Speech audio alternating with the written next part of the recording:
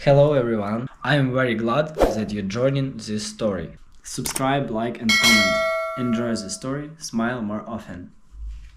I walked into the house with my keys still in hand, boots slightly wet from the rain, and my coat dripping along the hem, thinking it was just going to be another awkward night under the same roof as my sister and our emotionally distant father. I hadn't even closed the door fully behind me when I heard it, that dramatic gasp, that over-the-top choking sob that only one person in the world could deliver with such well-rehearsed precision. Amber. I rounded the corner into the living room and froze, caught in the middle of a performance I hadn't been invited to but was clearly the villain of. The vase was shattered in 100 pieces across the hardwood floor, glass glinting under the warm yellow light like broken teeth. Our mother's old vase, the one she got in Paris 25 years ago and kept like it was made of diamonds. Amber stood next to the wreckage, crouched on the floor with tears streaking down her cheeks in perfect little trails, mascara slightly smeared, like she'd been crying just long enough for it to look believable, but not long enough for it to be real.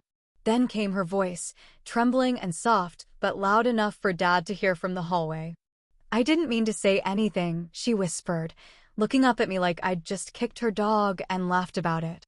"I just told her I didn't want to argue anymore, and she got so angry, she shoved me, Dad." I tried to stop her, but she grabbed the vase and threw it at me. She started crying harder then, burying her face in her hands like a damn soap opera actress. Before I could even open my mouth, before a single word could leave my lips, my father stormed into the room with that expression I'd come to know too well over the years, jaw clenched, fists tight. That old-world fury bubbling under his skin like it was always just looking for a reason to erupt. He looked at Amber, then at the vase, then at me, and it was over. The trial had happened in his head, the verdict passed, and I was guilty before I even knew what the hell I was being accused of. "What the hell is wrong with you?" he barked, pointing a finger so close to my face I could smell the stale coffee on his breath. "You put your hands on your sister? You're not staying in this house another damn minute." "Dad," I said, my voice calm, my hands raised slightly, not in surrender, but in that tired, futile gesture we make when we already know we've lost. "I didn't touch her."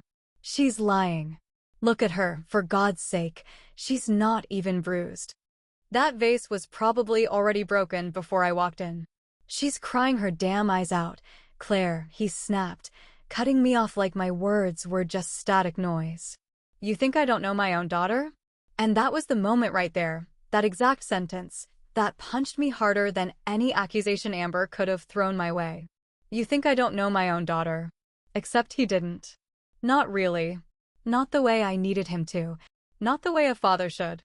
Because if he did, he would have known I'd never raise a hand to anyone in that house, especially not Amber, no matter how much she pushed or provoked.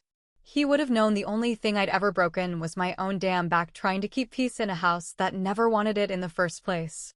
I didn't cry. I didn't scream or beg or throw my own little scene back at them. I just stood there, watching the performance play out like a rerun I'd seen too many times before.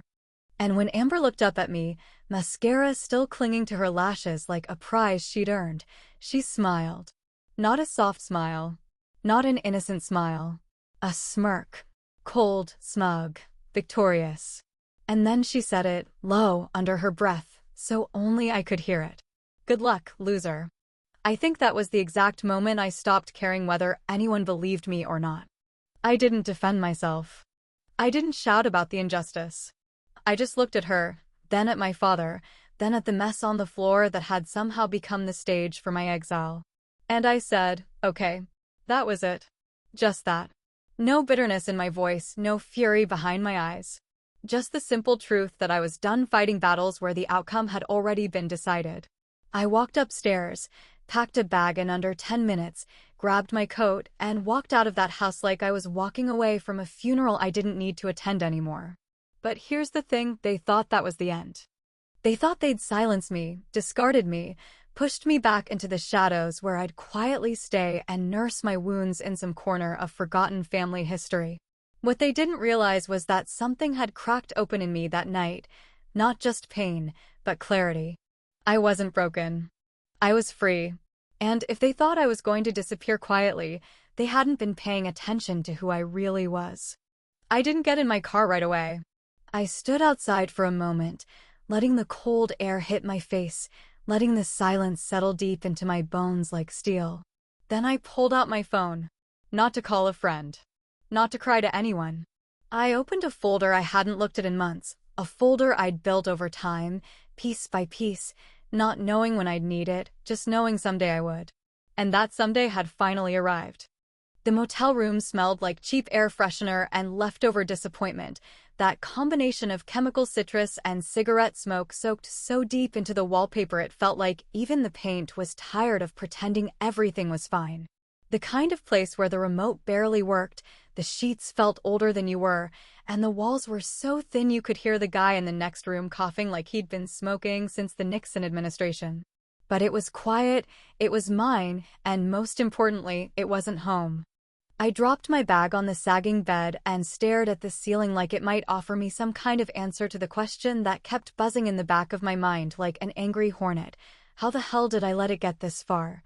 I wasn't surprised by Amber's lie. Not really.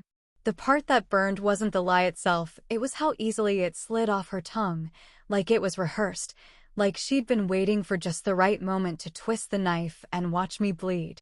But what gutted me, what hollowed out that last corner of hope I'd been too stubborn to kill, was how quickly Dad believed her. No hesitation, no doubt, no, Claire, tell me your side. Just rage and dismissal and that damn sentence that kept replaying in my head like a skipping record. You think I don't know my own daughter? And maybe he doesn't. Maybe he never did. Have you ever watched your family turn their backs on you so easily, it made you question your entire childhood? Like maybe all those birthdays, all those family dinners, all those half smiles and polite hugs were just hollow gestures wrapped in obligation? Have you ever had to wonder if you were ever really loved, or just tolerated? Like maybe you were just the default choice, the one who didn't cause too many waves, the one who could be leaned on when things went sideways, but never the one they actually wanted in the room when things were good? I want to know honestly, I really do. Have you ever been pushed aside for someone who lies with a smile? Because that's exactly what it felt like. Like I was nothing more than a placeholder, the backup singer in Amber's solo act, the reliable fallback that everyone leaned on when it was convenient and ignored when it wasn't. I'd spent years being the responsible one, the one who paid her bills on time, showed up early, cleaned up the messes no one wanted to talk about. I was the one who took care of Dad after his surgery, who cooked the meals when Mom passed, who handled the paperwork, made the calls, kept the family functioning while Amber floated through life with that perfect blend of charm and chaos that somehow always landed her exactly where she wanted to be. And what did it get me? A suitcase on a motel floor, a bruised heart, and a mind full of questions I couldn't answer. I sat down on the edge of the bed, pulled off my boots, and stared at the cracked linoleum tile like it held some kind of secret to undoing the last 48 hours. I wasn't crying, I was too damn tired for that, but the exhaustion hit me in waves, not just physical, but the kind of emotional fatigue that settles deep in your bones when you've been holding yourself together for too long. And still, beneath all that, there was something else, a flicker of something sharp and steady that hadn't died in me just yet. Maybe it was anger. Maybe it was clarity. But I knew one thing for sure, I was done playing the scapegoat. I wasn't going to be their convenient target anymore, the one they could blame when things got messy and ignore when things were fine. I wasn't going to be the one who stayed silent just to keep the peace that nobody else cared to maintain. And I sure as hell wasn't going to let Amber win without a fight, not because I wanted revenge in some dramatic, soap opera way, but because I needed the truth to be louder than her lies, even if I was the only one who heard it. I reached into my bag, pulled out my notebook, the one I kept for moments like this, where my head needed a place to unload before it exploded, and started jotting down everything. Not just what happened that night, but every little breadcrumb that led us here. Every slight. Every conversation. Every time I let something slide because I thought keeping the family together mattered more than defending myself. The list got longer than I expected. I didn't even hear my phone ring at first. It was buzzing against the nightstand like an impatient mosquito, and I reached for it without thinking. Unknown number. I almost didn't answer. I almost let it go to voicemail, figuring it was just another spam call or maybe Dad calling to say something half-hearted and too late. But something in my gut told me to pick up. Claire? The voice on the other end was familiar, careful, almost hesitant. It's Tina, from next door. Tina, the neighbor who'd lived next to our house for years. The one who always waved, who always brought extra cookies during the holidays, who always watched everything even when she pretended not to. My stomach clenched. Something in her voice wasn't casual. "There's something you should know," she said quietly, and suddenly, I wasn't tired anymore. There's a strange kind of comfort in hearing someone say what you already knew deep in your bones, especially when that truth has been gnawing at you in silence for days, twisting like a thorn beneath your skin. When Tina's voice came through the line, calm but trembling just slightly around the edges, I knew before she even finished her sentence that everything was about to shift. I sat there, perched on the edge of that creaky motel bed, gripping the phone so tightly my knuckles turned white, listening to her stumble through the words that were both a confirmation and a revelation all at once. "I didn't want to get involved," she said first, like a warning, like a confession. But I saw everything that night, Claire. I was in the kitchen doing dishes when it started. Amber wasn't crying at first, she was rehearsing it. I didn't speak. I didn't interrupt. I just let her talk, my heart pounding with every word, because some part of me already knew what she was about to say, but hearing it out loud made it real in a way that no amount of gut instinct ever could. She was in the living room with that vase in her hands. Tina continued, her voice growing steadier with every sentence. She was muttering to herself, pacing around, and then she just dropped it on the floor. Not an accident, she dropped it. Then she ran to the hallway mirror, looked at herself, and started fake crying. She wiped her eyes, dabbed at her face, looked again, then started all over. Practicing, like she was auditioning for a damn movie. There was a hollow ringing in my ears, not from shock, but from the sharp click of pieces falling into place. Every little moment I'd replayed over and over in my head, the glass, the tears, the timing, it all fit together now like a cruel little puzzle, and the image it created made me feel sick to my stomach. She hadn't just lied. She'd crafted the lie like a sculptor chiseling away at marble, deliberate and precise, every detail carefully designed to destroy me without a trace of doubt. "I tried to tell Frank," Tina said quietly, almost apologetically. "I really did. But he wouldn't listen. He shut the door in my face and told me to stay out of family business." "I'm sorry." I thanked her, not just because it was polite, but because it took guts to come forward, especially when you're the neighbor who's supposed to stay neutral, smile politely, and never ruffle feathers. But Tina ruffled them anyway, and I was grateful. I was also recording. I'd hit the voice memo button the second she started talking, not out of distrust, but because I needed this to stick. I needed her words in my pocket like a weapon, clean, unshakable, undeniable. And now I had it. Cold, hard proof that Amber had lied, that Dad had condemned me without a shred of evidence, that I wasn't crazy, paranoid, or bitter. I was just the only one who hadn't been pretending. After I hung up, I sat there for a long while, staring at the wall like it might offer me a solution for what came next. And the truth is, I didn't want some dramatic revenge plot. I didn't want to ruin Amber's life just for the sake of watching her burn. I wanted something better, something quieter, sharper, more surgical. I wanted her to feel the ground shift beneath her feet the way she'd tried to yank it out from under mine. I wanted the truth to rot her perfect little world from the inside out, slow and unstoppable. And I knew exactly where to start.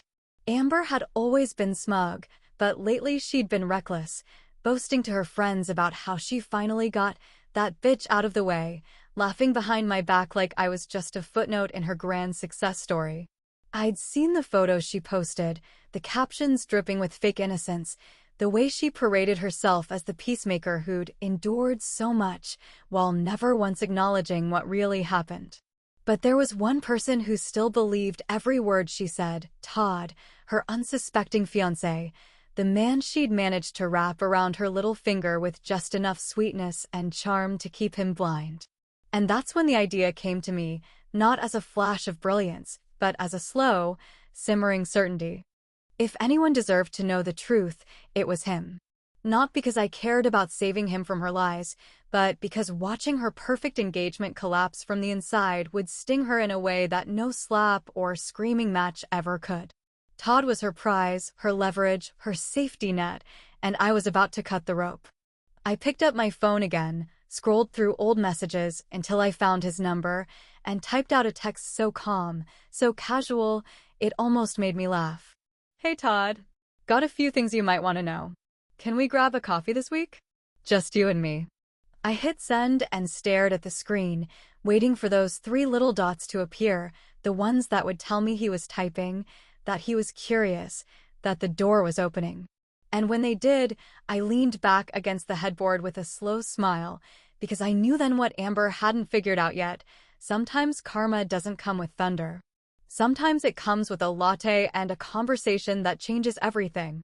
There's something oddly satisfying about watching someone unravel, not in some theatrical, explosive way, but in that slow, quiet kind of unraveling where the person doesn't even realize it's happening until the thread is wrapped around their ankles and they're tripping over their own lies.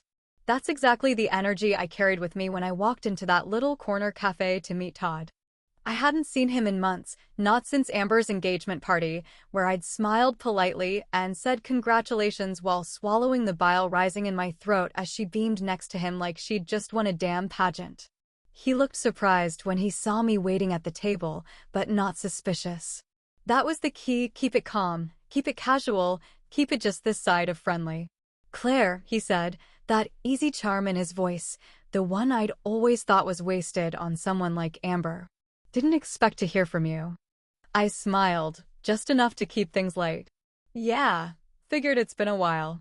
Thought it'd be good to catch up before things get busy.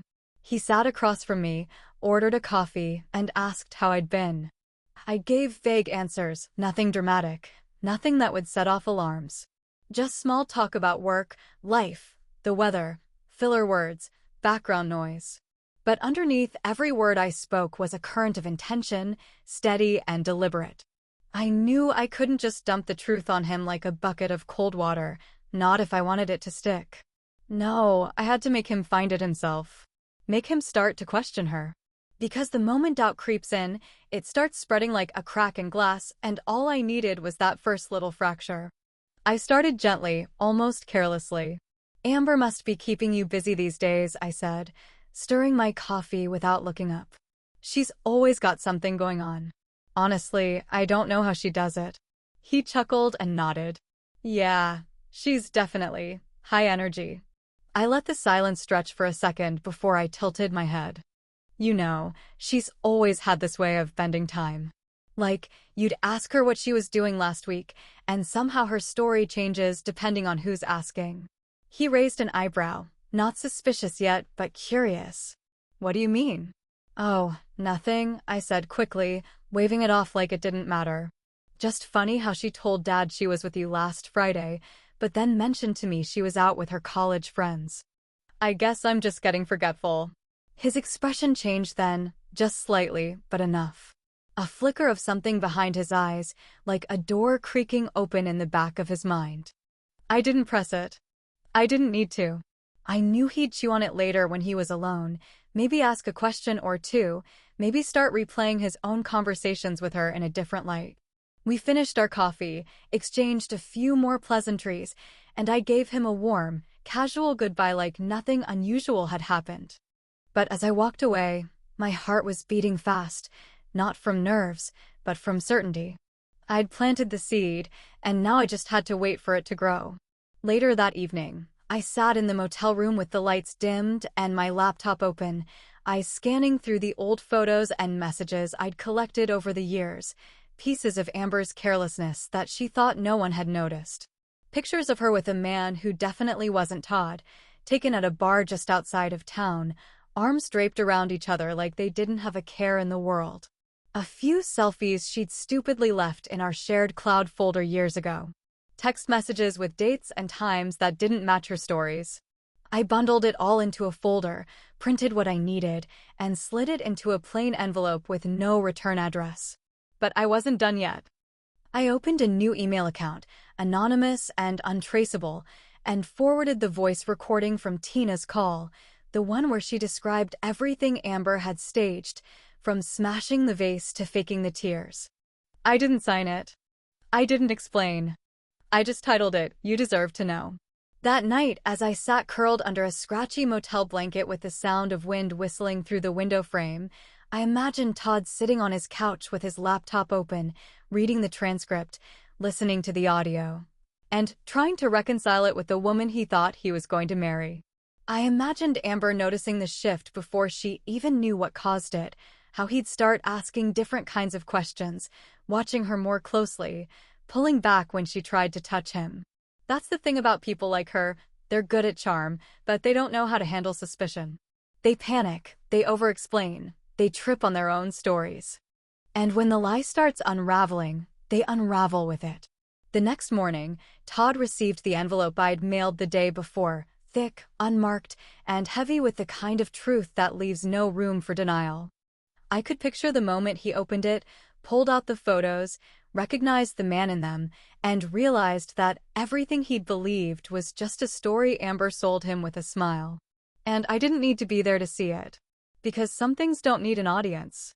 Some revenge is quiet. And some truths are louder than anything you could ever say out loud. There's a particular kind of silence that settles just before everything begins to fall apart, the kind that's heavy in the air, almost charged with static, like the universe is holding its breath for the collapse it knows is coming. I felt that silence in my bones on the third morning after I left the house, sipping bad motel coffee from a chipped mug while watching the clouds roll low across the sky, thick and heavy like they, too, were carrying secrets ready to burst. I wasn't there when it happened, I didn't need to be. Some storms don't need your presence to do their damage. They just need the right spark, and I'd already lit the match. It started quietly, the way all good unravelings do. Todd had been growing distant. Amber knew that much, but what she didn't understand was why. He wasn't yelling. He wasn't accusing. He was just watching, measuring, listening in that unsettling way people do when they've started peeling back the layers and realize there's something rotten underneath the surface. And Amber, for all her theatrics and practiced charm, didn't know how to exist under that kind of scrutiny. She was used to admiration, not examination. She could play innocent with a crowd, but one-on-one, under that kind of gaze, she'd crack like old paint. I'd heard from Tina first, a short call the morning everything began to collapse. She sounded breathless, like she'd just come inside from watching a car accident in real time, equal parts horrified and fascinated. "Claire," she said, her voice quick and hushed like someone afraid the walls might hear, "he came by this morning. Todd. He was holding that envelope you sent." He didn't even knock, just barged in through the door like he couldn't hold the words in any longer. She told me how it unfolded, how Todd stormed into the house and threw the photos down on the kitchen table, his voice low but firm, like he didn't care who heard anymore. He wasn't yelling, Tina said, which somehow made it worse. He was calm, cold, like a man who had already made his decision and was just tying off loose ends before walking away. He asked her why she lied, why she cheated, why she thought she could build a life on a pile of deception without it ever collapsing beneath her heels. Amber tried to deny it at first, of course she did. Tried to call it a mistake, tried to act like the photos were old, tried to cry her way out of it just like she had when she smashed that vase and painted me as the villain. But Todd wasn't buying it this time. He wasn't swayed by her trembling lip or the dramatic hand on her chest. He just shook his head, told her he didn't want to marry someone who made lying a second language, and walked out. Just like that. No dramatic exit, no slammed doors. Just quiet, final footsteps on hardwood and a stunned silence left in his wake. But it didn't end there. Frank was in the next room. He heard everything. And for the first time in what felt like forever, he didn't rush in to defend Amber. He didn't try to clean up her mess or redirect the blame toward someone else. He just stood there, eyes fixed on the photos Todd had left behind, hands clenched at his sides, face drained of color like he was finally seeing something he didn't want to admit had always been there. And then Tina stepped in. She told me later that she'd waited long enough. That watching the scene unfold had pushed her over the edge. She walked right into that house, didn't knock, didn't ask permission, and stood in front of Frank like a woman who had finally decided she was done keeping quiet. She told him everything. Every detail. From the moment she saw Amber smash the vase to the rehearsed crying, the mirror performance, the fake victim act. She told him how she'd tried to warn him, how he slammed the door in her face, how he was so blinded by his love for the wrong daughter that he didn't see the truth screaming right in front of him. Frank didn't say much, she said. He just sat down in the chair by the window and stared at the floor like it might offer some sort of forgiveness he didn't deserve. And for once, Amber had nothing to say either. No lies, no theatrics, just silence. The kind that fills a room when a mask has finally fallen and everyone's too stunned to pick it up. I didn't go back to the house. I didn't need to see their faces to feel the weight of their shame pressing through the walls of that old place like smoke from a fire that had burned too long. I stayed in my motel room, quietly watching the rain fall against the window pane, knowing that the storm I'd set into motion had finally landed right where it was supposed to. And then, just after dusk, there was a knock at my door. Not sharp, not angry, just a slow, deliberate knock like someone who knew they had no right to be there, but came anyway. I didn't rush to answer it. I took my time, finished my coffee, pulled on a sweater, and opened the door with steady hands. It was Frank. He stood there under the dull glow of the hallway light, hat in his hands like a man straight out of an old western, face lined with something deeper than age. Regret, maybe. Or shame. Or both tangled together so tightly you couldn't tell them apart anymore. "Claire," he said softly, voice cracking more than I'd ever heard it before. "I owe you an apology." And just like that, everything I thought I'd wanted, his regret, his acknowledgement, his damn apology, was standing right in front of me. But somehow, it didn't feel like enough. He stood there like a man who'd finally been dragged out from under the weight of his own blind loyalty, shoulders slightly hunched, hands twisting nervously around the brim of his weathered old ball cap like it was the only thing keeping him steady. I didn't speak first. I didn't rush to let him off the hook with some well-rehearsed line about how it's all water under the bridge, or how everything happens for a reason. I let him stand there in that silence, let it stretch long enough for him to feel every bit of the tension he'd ignored for years, every word he'd chosen not to hear, every truth he'd refused to see until it slapped him in the face with a fistful of undeniable proof.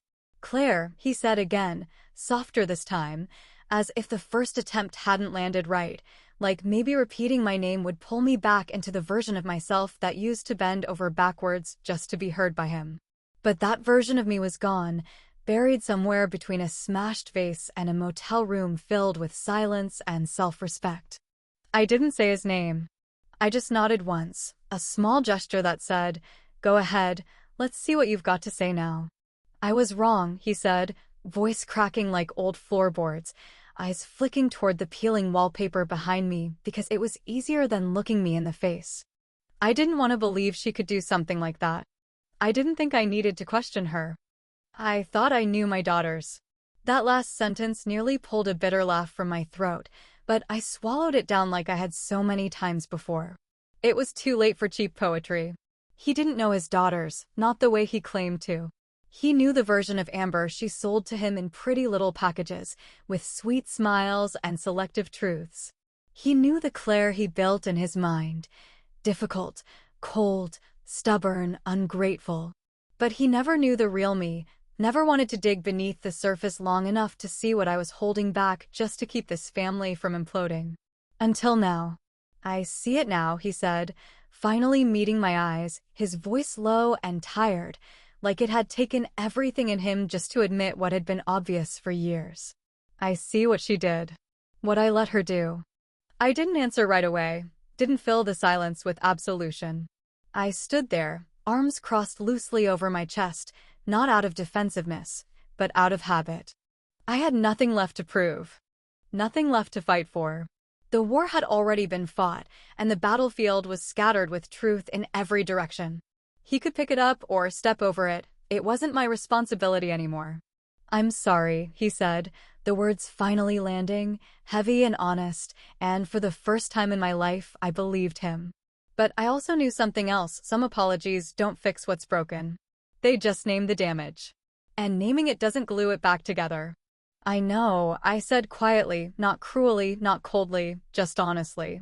I knew he was sorry. I knew he wished he'd seen it sooner. I also knew that no amount of regret could unlive the years I spent trying to earn the kind of love that should have been unconditional from the start. He offered to talk more, to explain himself in full, but I stopped him with a simple gesture, a hand raised, not in anger, just in closure. "You don't need to explain," I said, eyes steady. "You needed to see it. And now you have." I handed him an envelope before he could say anything else, not thick, not heavy like the one I sent Todd, but still potent in its own quiet way. Inside were the documents I hadn't used. The ones that would have crushed Amber's social standing, exposed every dirty little detail of her manipulations over the years, every lie she'd slipped into the cracks of family dinners and holiday toasts. I could have sent it to her workplace, to her friends, to her social groups. But I didn't. I left it sealed and untouched, gave it to Frank not as a threat, but as a symbol. A final message. "I could have gone further," I said plainly, tone level. "I didn't. But I want you to know I could have." He didn't open it. He just held it in both hands like it might burn him if he looked too closely. Maybe it would. Maybe that was the point. I didn't wait for a response. I didn't hug him. I didn't invite him in. I simply nodded once more, stepped back into my motel room, and closed the door gently behind me, not in rage, not in grief, just in peace. The kind that comes when you finally understand that you're not the problem, you're just the one who stopped tolerating the problem. I packed my things that night in quiet reflection, not hurried, not chaotic. Just one item at a time, slow and deliberate. My hands didn't shake. My mind didn't race. It was just calm, a kind of calm I hadn't felt in years. I zipped up the suitcase, checked the room once more, and walked out into the early morning light with nothing on my shoulders but my own strength. I didn't glance back at the motel. I didn't drive past the house one last time. I didn't text anyone a goodbye. I simply moved forward, step by step, knowing that the version of me who used to beg for love and acceptance had finally been left behind in the ashes of a bridge I never set fire to. Because I didn't burn the bridge. They lit the match. Maybe forgiveness isn't about saying, "It's okay." Maybe it's just choosing to leave the door locked and walking past the house without looking back.